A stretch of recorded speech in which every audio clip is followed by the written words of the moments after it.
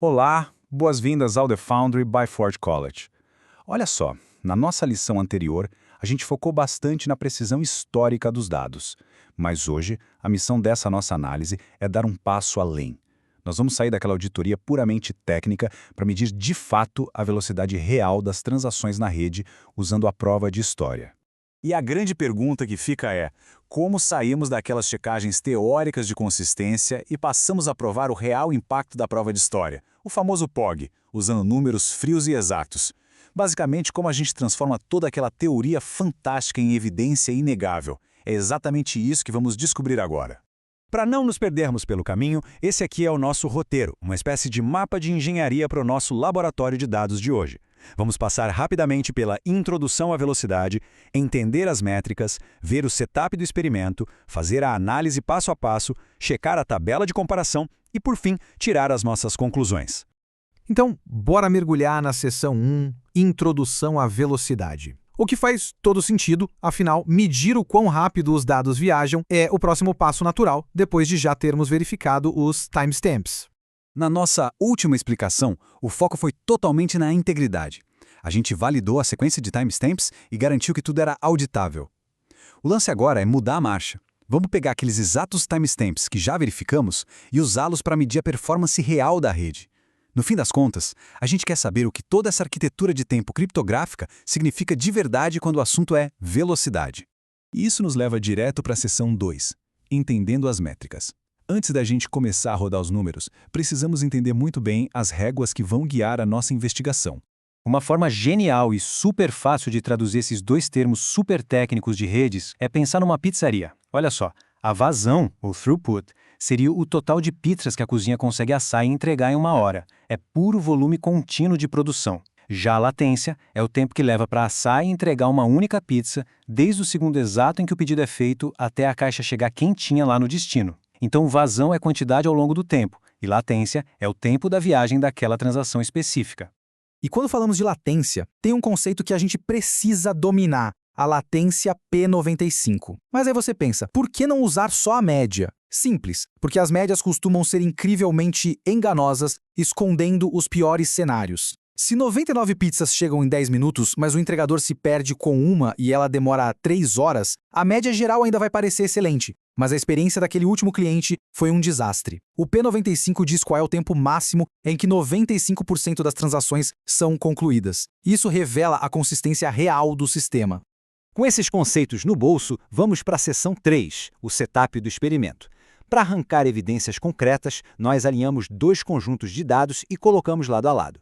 De um lado da balança, temos os dados com pH preservado, que é o funcionamento original e otimizado da rede. Do outro, temos os dados com pH neutralizado. É muito importante deixar claro que essa neutralização não é nenhum tipo de ataque ou falha do sistema, tá? É puramente um grupo de controle analítico. Nós literalmente abstraímos esses marcadores de tempo do pOH para poder observar, de forma totalmente isenta, como essa sincronização de tempo muda o comportamento das métricas. Tudo pronto? Então chegou a hora do trabalho pesado. Seção 4, análise passo a passo.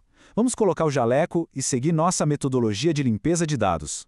O passo a passo é bem metódico. Primeiro, normalizamos todos os timestamps para o mesmo formato, como milissegundos, para que a matemática funcione perfeitamente. O passo 2 é calcular a latência por transação, subtraindo o momento em que ela foi submetida do momento em que foi finalizada.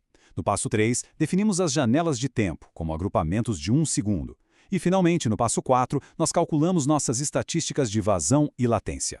Claro que, lidando com dados no mundo real, as coisas nunca vêm perfeitinhas, né? Existem armadilhas. E sendo bem sincero, não tem absolutamente nada capaz de arruinar uma tarde maravilhosa de análise de dados mais rápido do que descobrir 5 horas depois que rolou um desvio de fuso horário silencioso ou que um único timestamp ausente quebrou o seu código inteiro. Fazer essa higiene básica nos dados salva muito dia.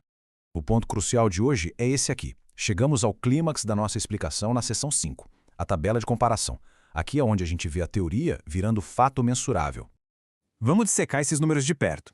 Olha só, com o POR preservado, a rede atingiu uma vazão de 12.500 transações por segundo. No grupo neutralizado, sem essa organização de tempo criptográfica, a capacidade cai para 11.750. Mas o impacto mais brutal de todos está na latência. A média com porre fica em 2,4 milissegundos, contra 3,1 no grupo de controle. E aquela latência P95 que revela o nosso pior cenário, ela crava 5,1 milissegundos com o porre ativado e simplesmente dispara para 8,9 no grupo neutralizado. Isso prova com absoluta certeza a diferença imensa que o porre traz para o desempenho do sistema.